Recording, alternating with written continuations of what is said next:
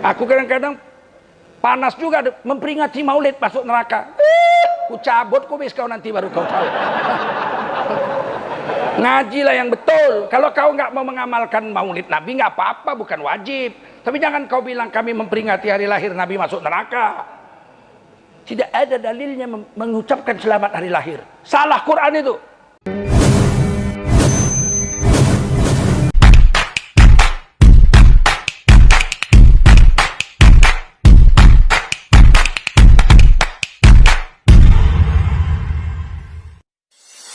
Ternyata 3 kali Allah menyinggung gelar Sayyid di Quran. Pertama, suami Siti Zulaikha digelar Sayyid. Wa alfaya sayyidaha adal bab. Keduanya mendapati Sayyid sang wanita itu di depan pintu. Yang kedua, Nabi Yahya digelar Sayyid. Anaknya Nabi Zakaria digelar Sayyid sama Allah. Nabi Zakaria nunggu anak 100 tahun nggak punya anak. Mandul istrinya.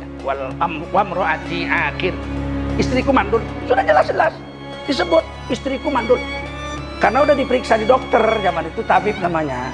Diperiksa tabib, nggak ada harapan, istrimu mandul. Kalau mau punya anak kawin lagi. Nabi Zakaria nggak mau kawin lagi. Begitulah cintanya sama istri.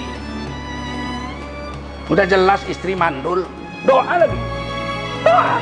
Wamro'ati akhir, ya Allah istriku mandul. Rabbi la tazarni fardan wa anta khairul warithin. Wahai Tuhanku, jangan biarkan aku mati sebatang kara nggak punya anak. Berilah aku anak. Ini doa orang-orang yang nggak punya anak, ini doanya. Rabbi la tazarni fardan wa anta khairul warithin. Ya Allah Tuhanku, jangan jadikan aku hidup sebatang kara nggak punya anak. Berilah aku anak sebagai ahli waris. Engkaulah sebaik-baik pemberi anak sebagai ahli waris. 100 tahun minta anak. Coba kalau kita 4 tahun aja nggak punya anak, periksa dokter mandul, kawin lagi. Tanya, kok kawin lagi Pak Ustadz? Di mandul. Dan kadang nggak diperiksa lagi. 3 tahun nggak punya anak, bini kawin lagi. Kenapa? Mandul. 3 tahun nggak punya anak lagi, kawin lagi. Mandul. 3 tahun kawin lagi, mandul. Sudah 4 bini. Kata kawannya, mungkin kau yang mandul. Sekali diperiksa ke dokter, dia yang mandul. Udah 4 perempuan korban dibikin. Nabi Zakaria nggak begitu. Nabi Zakaria doa minta anak. Siang. Kenapa diberi selamat Nabi Yahya? Karena lahir tanpa ngeden dari seorang nenek-nenek yang sudah menopause. Bayi ajaib ini. Mandul lagi mamanya. Diberi selamat. Wassalamun alaihi. Selamat atasnya Nabi Yahya bin Zakaria yauma wulida, pada hari dia dilahirkan. Bahasa Inggrisnya the day he was born. The day he was born. Bahasa Melayunya pada hari jadinya. Aku kadang-kadang panas juga memperingati maulid masuk neraka. Ku cabut kubis kau nanti baru kau tahu. Ngajilah yang betul. Kalau kau nggak mau mengamalkan maulid Nabi nggak apa-apa, bukan wajib. Tapi jangan kau bilang kami memperingati hari lahir Nabi masuk neraka. Tidak ada dalilnya mengucapkan selamat hari lahir. Salah Quran itu. Surah Maryam. Dan Nabi Isa juga diberi selamat. Nabi Isa hebat juga. Kalau ini lahir Nabi Yahya dari nenek-nenek yang menopause mandul. Siti Maryam. Nabi Isa lahir dari seorang gadis perawan yang gak punya suami. Jangankan berpingit dalam kamar. Dan saya sudah sampai mihrabnya itu. Gadis pingitan. Tidak boleh lihat laki-laki kecuali Nabi Zakaria yang lihat pamannya sendiri. Dan tidak pernah lihat laki-laki. Begitu Nabi Yahya, begitu Nabi Isa lahir, sama. Allah beri selamat. Melalui lisan Nabi Isa. Wassalamu alayya. Selamat atasku, Nabi Isa. Yauma wulida wa yauma wulidtu, pada hari aku dilahirkan. Wa yauma amutu, pada hari aku mati. Wa yauma ub'atsu hayya, pada hari aku hidup lagi di hari kiamat. Allah beri selamat. Paham? Nah, lanjut. 2 kali Sayyidina ya.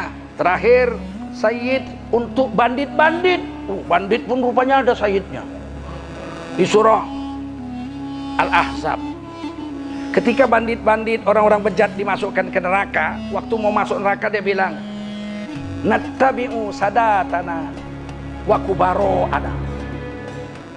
Dulu kami, makanya hari ini mau dimasukkan ke neraka, karena dulu waktu hidup kami mengikuti Sayyid kami. Sayyid satu, kalau jamaknya Sadat. Dulu kan ada Anwar, Sadat. Karena Anwar mesti Sadat, nggak mungkin Anwar Sayyid. Kalau Nur satu kan, Nur Sayyid. Kalau Anwar banyak cahaya, mestinya Sadat. Ada kata-kata Sayyid 3 kali. Jangan kita bilang tak ada. Kalau hadis sudahlah banyak, hadis, Quran aja ada. Nah, kita lanjut ceritanya. Begitu laki-laki itu Kitfir lihat istrinya dengan Siti Zulaikha dengan Nabi Yusuf dalam kamar terkunci. Oh, marah. Oh, kamu ketahuan. Ngapain kamu di kamar istri saya? Kunci pintu, kunci jendela. Nabi Yusuf bilang, saya tidak salah. Yang salah istrinya. Wah, istrinya takut. Ulala ya enggak? Dia bilang, wahai suamiku, hukuman apa yang pantas dijatuhkan kepada seorang laki-laki yang menggoda istri orang terhormat? Oh, perempuannya main-main, kalian pandai kali dia bersinar lidah. Main-main kalian. Kalian pikir bodoh, perempuan itu licik tau.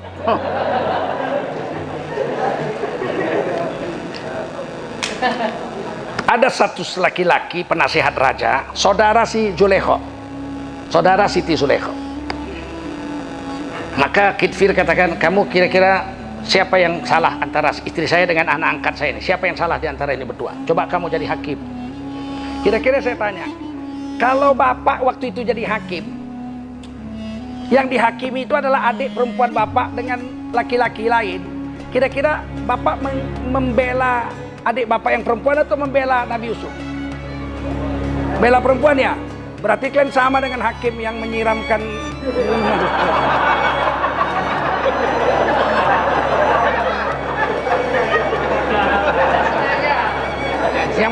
air keras itu. Tidak sengaja menyiramkan air keras dengan air keras yang sengaja dibawa. Hebat itu ya kan? Tidak sengaja menyiramkan air keras kepada Novel Baswedan dengan air keras yang sengaja dibawa. Coba tuh. Aku merasa nggak bodoh-bodoh kali tapi nggak paham gitu.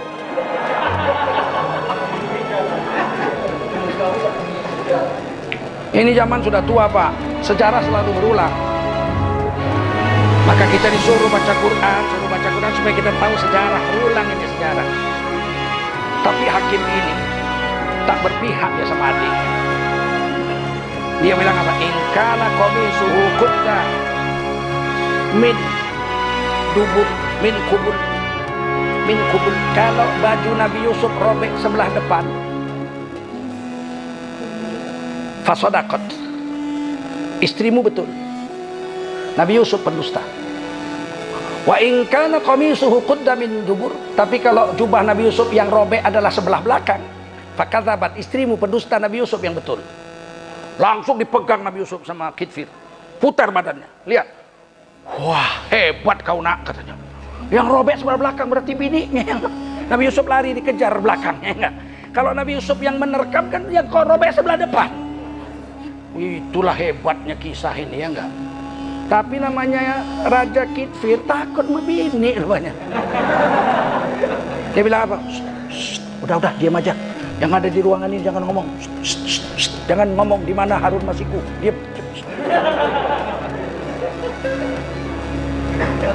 Anggap kejadian ini tidak pernah terjadi. Tutup rapat-rapat rahasia ini. Malu bininya, yang salah bininya, malu. Tapi kata orang Melayu, mulut botol bisa ditutup, tapi mulut manusia tak bisa ditutup. Bocor juga. Memang begitu, perempuan-perempuan itu biasanya membocorkan itu begitu. Laki-laki juga. Kau belum tahu rahasia? Belum. Kau dengar ya, ini cuman kau yang kau kasih tahu. Cuman kau yang kau kasih tahu, orang lain enggak kan? Ternyata Zulaikha mau mengajak berzina Nabi Yusuf. Cuman kau yang tahu loh. Tapi udah 200 orang dikasih tahu.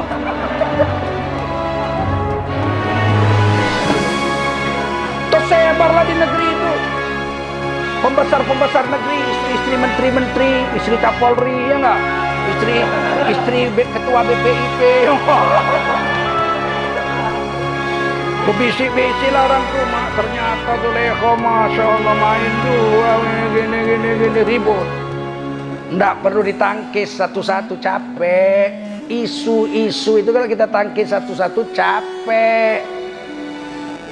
Diundang aja perempuan-perempuan tuh ke rumah. Suruh bawa pisau satu-satu yang tajam. Begitu masuk kasih pisau satu-satu yang tajam, dikasih buah. Kalau sini kira-kira mangga lah. Kira-kira mangga yang ada air-airnya kan, mangga masak. Kemudian Siti Zulekho mengatakan kupas mangga. Maka wanita-wanita mengupas mangga, tangannya kan kena air mangga tuh, asam tuh kan. Pada saat perempuan-perempuan sedang mengupas mangga, tangannya basah kena air mangga. Pada saat itu Zulekho memanggil Nabi Yusuf. Ukhruj alaihin. Keluar kau, lewati aja perempuan. Lewat aja, jangan macam-macam. Kalau nonton wayang kulit kayak Arjuna jalan. Nah, jangan kayak Buto Cakit. Jangan. Lewat aja, cek. Begitu Nabi Yusuf lewat, falamma ra'ainahu, begitu perempuan-perempuan itu lihat Nabi Yusuf lewat, akbarnahu, mereka tercengang. Ini bukan manusia, ini malaikat. Wa qata'na aydiyahum, dipotong orang di tangan orang. Udah lewat Nabi Yusuf baru menjerit. Waduh! Berarti perempuan kalau lihat laki-laki ganteng, terjulur juga lidah tuh. Paham? Cukup, putus. Fitnah sudah putus. Apa kata Siti Zulekho? Aku yang tiap hari jumpa dia macam mana aku gak kepincut. Kau baru sekali lewat aja putus tangan. Begitulah Nabi Yusuf. Kegantengan Nabi Yusuf seperti matahari, bergairah orang lihat. Tapi kegantengan Nabi Muhammad, orang kafir melihat, tertunduk batin orang. Gak berani orang macam-macam, gentar orang melihatnya. Kagum tapi gentar. Seperti melihat rembulan. Masya Allah.